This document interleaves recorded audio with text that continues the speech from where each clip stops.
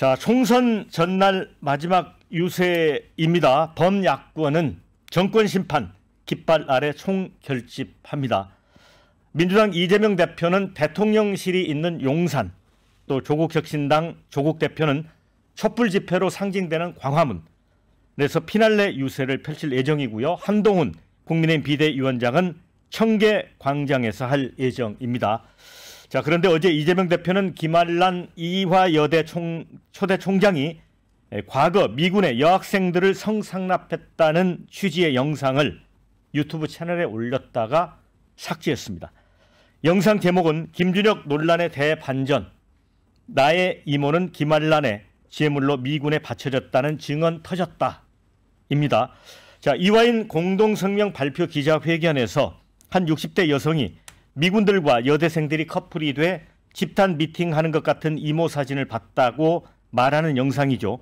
수원정 김준혁 후보의 막말 논란을 옹호하는 거 아니냐는 해석이 나왔는데 민주당은 실무자의 실수다, 이런 입장을 밝혔습니다.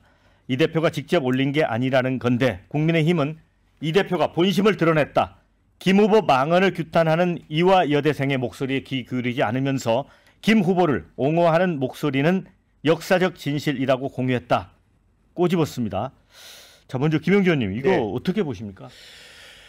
글쎄요, 지금 이제 뭐 이화여대 안에서 그 동안에 이제 그 김준혁 후보에 대해서 어떤 규탄하는 목소리들이 있어 왔습니다. 또 여성 단체에서도 있어 왔는 건 사실인데, 최근에 있어서는 또 이제 김한란 초대 총장의 친일 행적에 대해서는 사실 아니냐. 그러니까 이대 안에서도 동문들 의견 중에서는 아마 뭐 이대에도 민주동무회 같은 것이 있을 텐데 거기에서는 김한란 초대 총장의 동산 철거해야 된다, 이런 주장도 나왔고요. 이전에 95년쯤에 중앙일보에서 그런 어떤 친일 행적에 대한 기사들이 있었고, 또 소위 낭낭클럽이라고 하는 그 실체에 대하여 거기서 정확하게 뭐 이화여대라고 얘기할 수는 없지만 모윤석에 대한 이야기, 그 모윤석 씨가 이대 안에 강의를 했기 때문에 충분히 이대생으로 얘기될 수 있다라는 정도의 어떤 주장들이 있어 왔기 때문에 일정 정도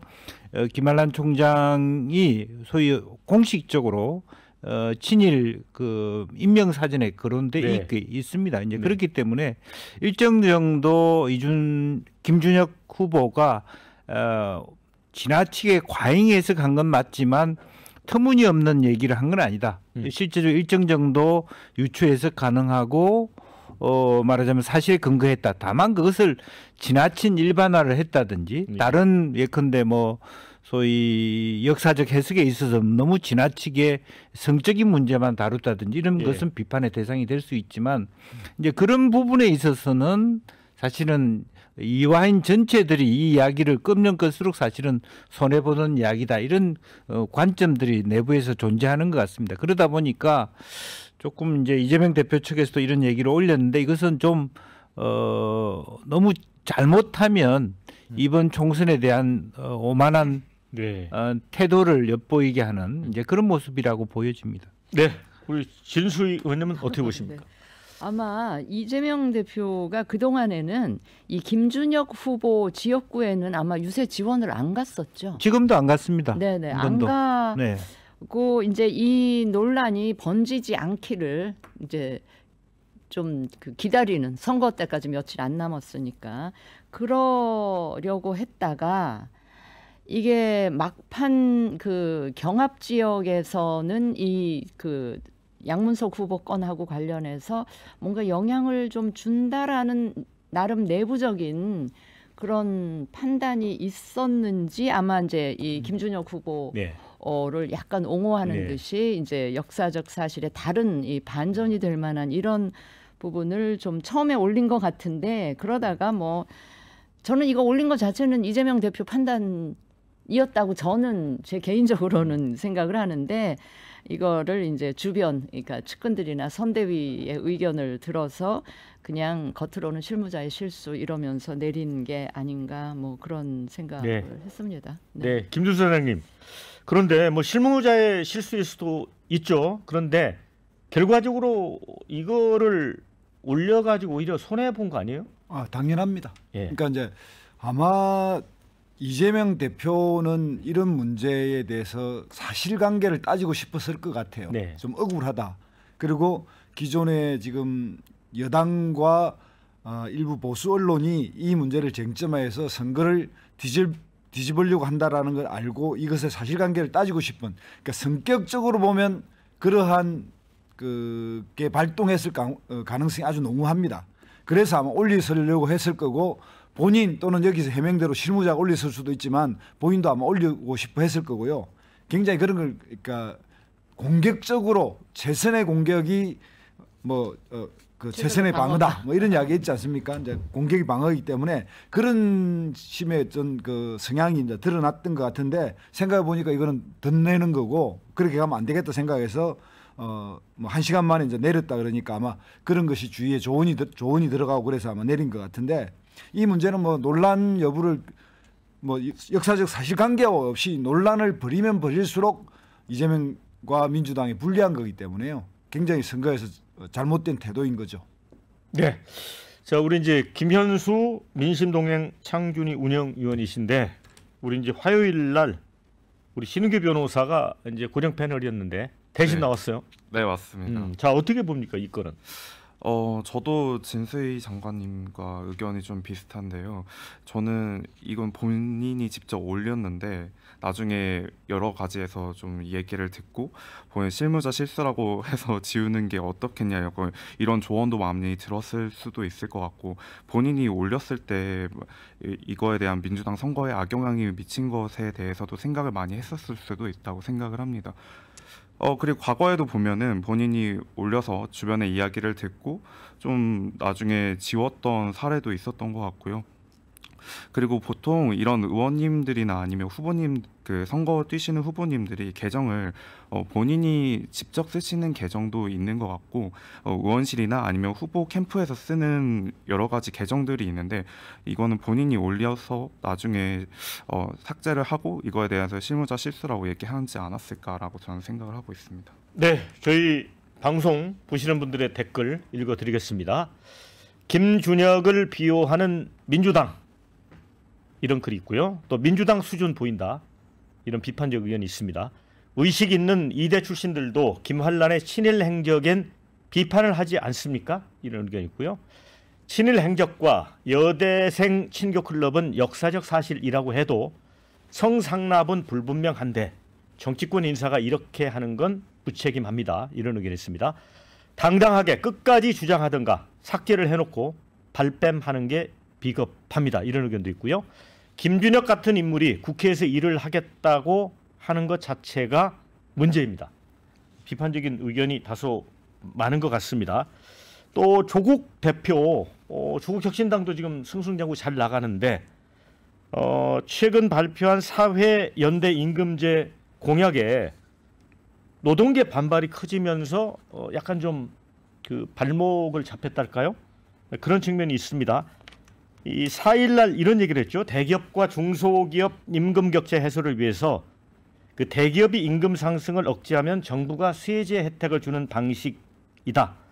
원내 입성 시 법 개정과 개헌을 통해 추진하겠다 강조했는데, 민주노총, 금속노조는 노동자 임금 격차 좁히는데 왜 대기업 노동자가 손실을 보고 혜택은 기업이 보는지 이해할 수 없다, 이렇게 반발했고요. 이후에 조국 혁신당 홈페이지 온라인 커뮤니티에 대기업 임금 상승 저지 공약 사실인가요? 또 믿는 도끼에 발등 찍힌 기분이다. 대기업은 지출 줄이고 세제 혜택도 받고 일석이조 꿀정책, 급여 직장인만 희생하라는 얘기인가, 이렇게 논란이 확산이 됐다고 합니다. 그러자 조국 혁신당이 입장문을 내고 법으로 강제하는 것은 아니다, 사실상 물러섰습니다. 자, 국민의힘 비례대표 위성정당인 국민의 미래는 50억 자산가인 조 대표는 절반이 현금 부자라는데 남의 소중한 노동 가치는 함부로 깎아도 되느냐, 이렇게 또 날선 비판을 했습니다.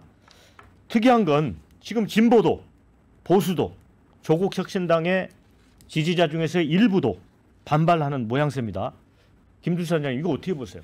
일단 이 문제 사회연대 임금제 공약을 내건 이유는 이해가 갑니다. 그러니까 우리 사회에서 노동이 이중화돼서 고임금 노동과 저임금 노동이 차이가 많이 나니까 이걸 좀 조정해 보고자 하는 이제 그런 취지 이건 이해를 하는데 이 사회 연대 임금을 실시한 이제 스웨덴의 경우에 보면 이거는 뭐냐면 그러니까 노총의 조직에서 먼저 제안한 겁니다. 대기업 노동자들의 임금을 가능한 좀 낮게 올리고 중소기업 임금은 올리는 방식으로. 그래서 동일 노동 동일 임금이라고 하는 그 원칙을 노총이 제안하고 이 노총의 제안을 스웨덴 3인당이 아주 안 받다가 한 5년 정도 지나면서 이걸 이제 받아들이면서 대신 적극적 노동시장 정책을 해서 만약 실업이 된다든가 이러면 이제 그거를 실업 구제를 해줘서 우리가 아는 이제 그 실업 뭐라 그러죠? 그걸 받으면서 이제 이런 것들을 다시 재취업을 시키는 이런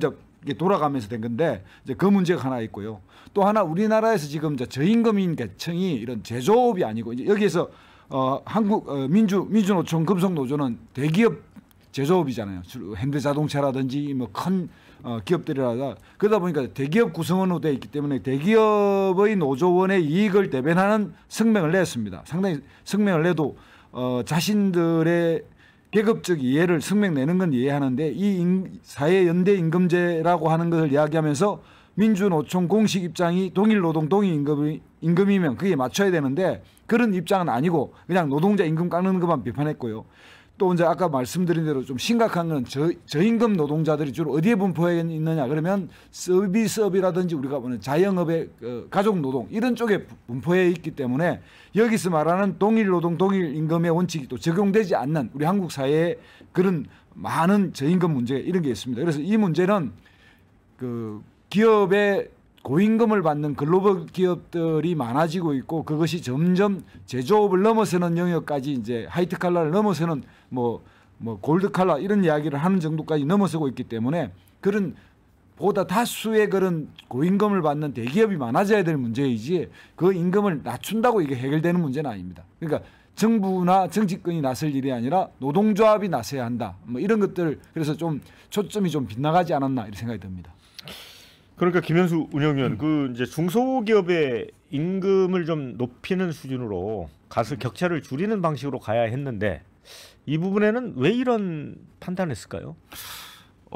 제가 봤을 때는 여기에 나와 있는 것처럼 대기업 임금 상승을 억제하면 정부가 세제 혜택을 주는 방식 이거에 대해서도 저는 좀 의문을 제기하고 싶은데 어떻게 이거를 정부하고 합의할 건지도 저는 조금 의문이 되거든요. 지금 조국혁신당 측에서는 지금 정부를 어떻게 보면은 안 좋게 얘기를 하고 있는데 이거에 대해서 어떻게 협의를 하고 합의를 할 건지도 나와 있지 않고 정확히 어떤 세제 혜택을 어떤 기관에서 정확히 할 건지도 나오지 않고 있습니다. 그리고 저는 노동자가 임금 격차를 좁히는데 왜 대기업 노동자가 손실을 입고 혜택은 기업을 보는지 이해할 수 없다. 이 부분에 대해서도 많이 동의를 하는데 사실 노동자가 이 대기업에서도 노동자분들은 저 같은 2030 또래 분들이거든요. 이분들이 임금을 상승을 억제한다고 하면 급여 소득이 올라가는 것에서는 약간 이런 것에 대한 것은 혜택을 받을 수가 없고 중소기업 노동자들만 만약에 올라고 한다고 하면은 또 다른 역차별이 이어지지 않을까라는 생각이 들고 약간 대기업에서만 약간 좋게 생각하지 않나라는 생각이 들었습니다. 그리고 여기서 말씀하신 것처럼 대기업 지출은 줄고 세대 혜택도 받는 일석이조의 꿀정책이라고 볼 수도 있고 급여 직장인만 희생하라는 얘기라고 저도 생각을 합니다. 그러니까 2039 세대가 많이 분노하고 있는데 지금 조국혁신당 지지율도 보면은 2030 세대가 많이 줄고 낮은 곳에 속하고 약간 4050 쪽에 높이 나가고 있는데 약간 정말 2030 세대를 완전 등 돌리게 만드는 정책이지 않을까 저는 생각을 하고 있습니다. 네, 댓글 4건 읽어드리겠습니다. 대기업도 노동자입니다. 이런 글이 있고요. 조국혁신당 기대했는데 대기업 임금 깎는 거는 아니죠. 이런 의견이 있습니다. 자, 대기업 임금을 무슨 수로 내립니까? 이런 의견도 있고요. 솔직히 조국혁신당 돌풍에 노선 정책도 모른 채 무조건적 지지를 하다 보니 뒤늦게 생기는 현상 같습니다. 이런 의견도 있습니다. 자, 그러니까 이거를 그냥 대기업 근로자들의 연봉 삭감 이렇게 받아들이는 측면이 있는 것 같습니다. 김은기 의원님. 네. 그렇죠. 이게 우선은 어쨌든 이것이 조국 혁신당의 내부적인 어떤 가치와 철학 방법론이 매우 허술하다라고 하는 거고, 이 의제를 통해서 조국 혁신당이 적인지 동지인지 모르겠다 이런 생각을 갖게 했다는 것이죠. 그렇죠. 사실은 윤석열 정권이 어쨌든 노조 카르텔을 깨부수려고 하는 건데, 네. 그리고 조국 혁신당이 얘기하는 건 말은 사회연대를 얘기하지만 노조 중심의 의사소통을 가지고 노사정 협의체에서 혹은 산별노조라든지 이런 방식을 통해서 자기들끼리 말하는 노동자 대타협이라든지 그런 것을 통해서 가져가는 게 아니라 네. 뭐 정부와 대기업 간의 딜처럼 그걸 임금을 아무렇게나 주고받고 하는 그런 생각을 한다는 건 얼마나 허술하고, 그것은 사실은 윤 정권하고 뭐가 다르냐 이런 비판을 직면하게 되는 부분이 있다. 결과적으로는 조국 혁신당이 갖고 있는 철학적 빈곤, 그런 방법론적인 결여, 이런 것들을 그대로 여실히 증명하는 거 아닌가 그렇게 생각이 들고, 뭐 우리 사회에서 그야말로 어떤 그 유연 안정성의 필요는 있어요. 조금 더 글로벌 스탠더드에 맞게 그런 것을 가기 위해서 우선은 현 정권이 노사정 대타협이라든지 어떤 기본적인 말하자면 노정의 갈등 해소책이 없는 상태에서 이 의제를 던진다는 것 자체도 저는 말이 안 된다 그렇게 생각이 듭니다. 댓글에도 대기업 임금 내리고 세금 깎아주면 대기업 회사만 좋은 일이다.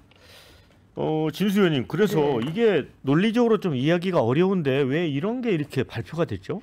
그러니까 이게요, 우리 김영주 의원님 방금 지적하셨듯이 이게 충분한 고민과 검토 없이 제가 보기에 그냥 불쑥 지르다 보니까 이제 이런 사고가 생긴 건데, 이게요, 이제 이걸 미루어 보면 조국 혁신당이 사실 이 당의 당 정체성이 뭐며 정책 그 비전이나 기본 방향이 뭔지를 굉장히 의심하게 만들고요.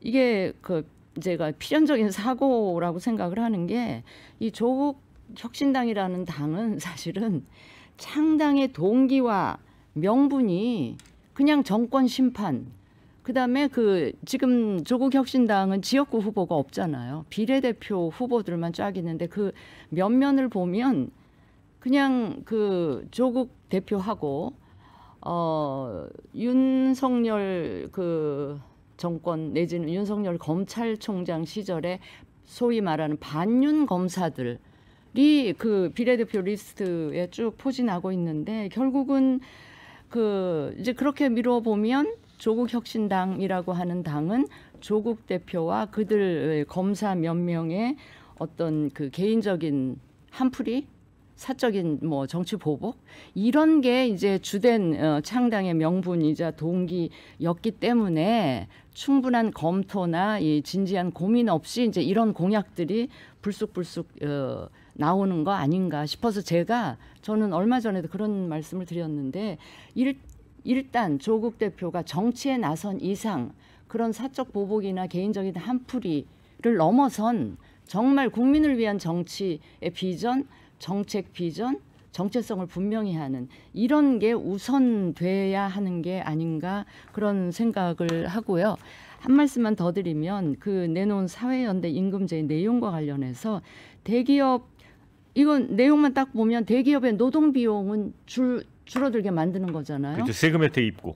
거기다 세금 혜택을 준다. 그러면 여기서 임금 격차에 시달리는 중소기업 쪽에 노동자들한테는 무슨 이득이 돌아가는지, 그러니까 이거를 격차를 정말 줄이려면 아까 말씀하셨듯이 동일임금, 동일노동을 어떻게 실현할 수 있는지에 대한 구체적인 제도적인 이런 거를 얘기를 하셔야지, 이거 이렇게 불쑥 지르고 나서 자기네들이 생각해도 이거는 말이 안 된다라는 판단을 했을 것 같아요. 네. 이해가 안 됩니다. 네.